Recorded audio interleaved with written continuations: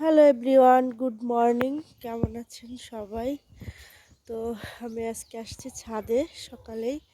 দেখুন চারপাশটা একটু প্রচুর বাতাস, আজকে প্রচণ্ড শীত পড়েছে।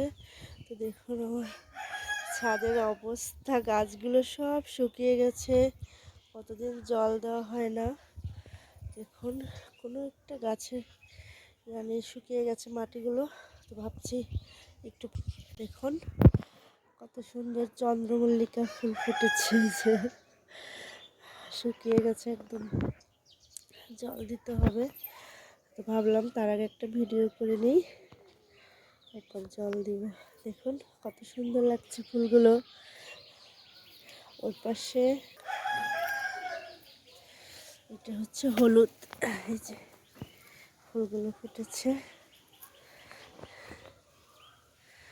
কত সুন্দর লাগছে দেখতে ফুলগুলো।